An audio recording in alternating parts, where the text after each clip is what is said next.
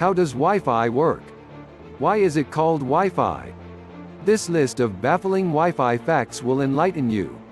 What is your home without Wi-Fi? How about your place of work? The airport? Wi-Fi is a thing we almost take for granted these days, yet it's one of the few things we can't live without. We're big fans of Wi-Fi. This shouldn't come as a surprise since Wi-Fi, just like airtime, is a cable killer. But what do you actually know about Wi-Fi? Take a look at all of these awesome Wi-Fi facts we've compiled and check if you're up to date. 1. Wi-Fi could be older than you are. The group that would develop IEEE 802.11, later marketed as Wi-Fi, met up to discuss the shape of the invention in September 1990. That's almost 30 years ago. 2. The name doesn't actually mean anything. You might have heard of IEEE 802.11, but if not, here's a recap. IEEE 802.11 refers to the set of standards that define communication for wireless local area networks. IEEE stands for Institute of Electrical and Electronics Engineers. The number 802.11 refers to the methods and protocols of sending network information without any of the annoying cables. In short, it's pretty geeky stuff. It's not a very catchy name, so with the help of a brand consulting firm, the technology was instead marketed as Wi-Fi in 1999. Wi-Fi doesn't actually mean anything, but we can all agree it's a lot easier to remember. It is not, as commonly thought, an abbreviation for wireless fidelity. The original term was Wi-Fi, with a hyphen, but like most hyphenated words, use of the punctuation mark dissipates in time when the phrase is taken into common parlance. We like Wi-Fi, but if you're a bigger fan of Wi-Fi or Wi-Fi, you're fine too. 3. There are more than 9 billion Wi-Fi devices in the world. It was estimated that more than 9 billion Wi-Fi-enabled devices would be in use worldwide at the end of 2017. That number is likely a lot higher now, just a year later. But it makes sense. Just think about the different devices you have, and you probably have more than one. 4. Wi-Fi uses radio waves. Let's start with the basics. Wi-Fi is a technology that uses radio waves to transfer information from one electronic device to the other. It's what makes it possible for your computer to access the internet, without cables, which is the best fact of them all to us. 5. Wi-Fi is very susceptible to interference. There's nothing more frustrating than trying to stream a movie that keeps buffering, right? The drop in your signal strength could be caused by interference. Wi-Fi uses radio waves to send a signal, but they often bump paths with other radio waves at similar frequencies. With 9 billion Wi-Fi devices in use, that's no surprise. Some of the sources that cause interference with Wi-Fi networks include smart TVs, microwaves, cell phones, Bluetooth-enabled devices, or even a fish tank. Different barriers may also cause interference, but whereas wood isn't too bad, metal is sure to stop your signal. 6. Reduce interference by unplugging other devices. Your Wi-Fi likes to be the only power in play, at least when it comes to interference. Reduce interference by turning off and unplugging electronic devices such as TVs, Bluetooth devices, printer, baby monitors, and that microwave of yours as well.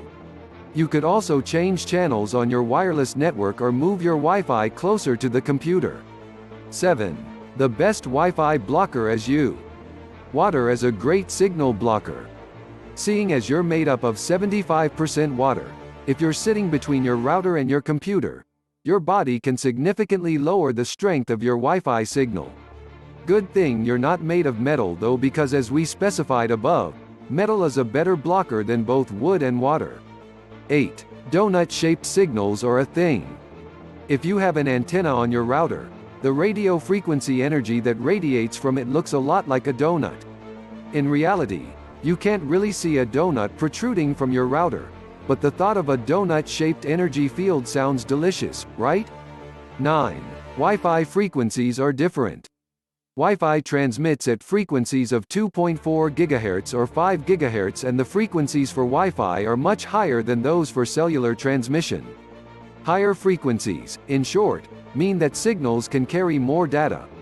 Generally speaking, you give up range in exchange for more data, and that's amazing if you care about digital signage. What would you choose? 10.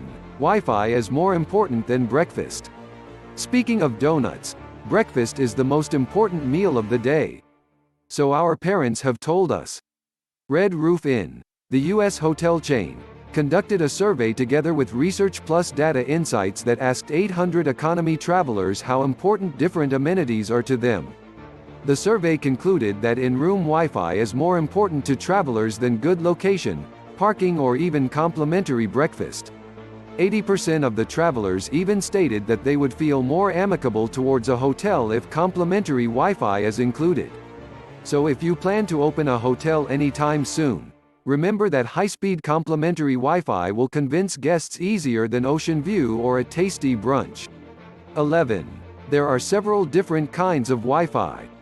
Alright, so we taught you earlier what 802.11 means, but there are actually several other versions out there.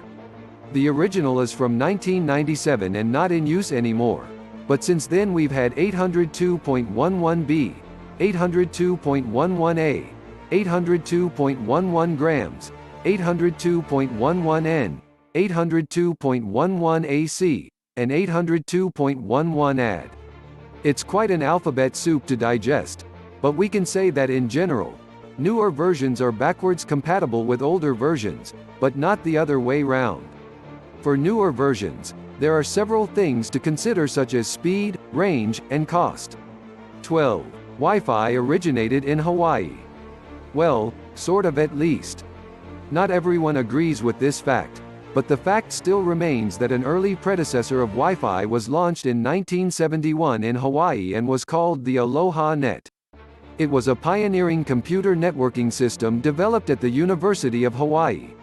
2 decades later, NCR Corporation and AT&T Corporation invented Wave LAN, which is considered the true precursor to Wi-Fi. In 1997, the first version of IEEE 802.11 wireless protocol was released. While we agree that there's some controversy surrounding this fact, we don't have anything bad to say about the name Aloha Net. 13. Lithuania has the fastest Wi-Fi. You probably wouldn't have guessed that, right?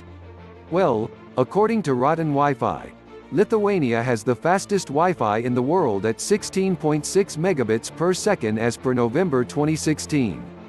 The Baltic region country tops the list over Singapore, 15.1, Switzerland, 13.8, Denmark, 12, and the United Kingdom, 11.7. The United States ranked 19th. 14. IoT and Wi-Fi aren't a perfect match. The Internet of Things, or simply IoT, is the concept of connecting all things in the world to the Internet. For some IoT applications like in-house energy management, surveillance, or home appliances, Wi-Fi works just fine. But that's not the case with all IoT applications. Standard Wi-Fi, based on 802.11a, b per gram, n, AC, has some limitations in both range and energy efficiency. So in home environments or campuses where there are power outlets for all IoT applications, Wi-Fi is still a go-to choice. Other areas such as outdoors will require a more IoT-friendly connectivity. But who knows, maybe that's already underway. 15. Free Wi-Fi for all EU citizens could be happening. Wi-Fi for EU. What a catchphrase! Is a project by the European Commission that offers vouchers worth €15,000 for EU municipalities to set up Wi-Fi hotspots in public spaces. These include libraries, parks, and museums among others. But don't take our word for it.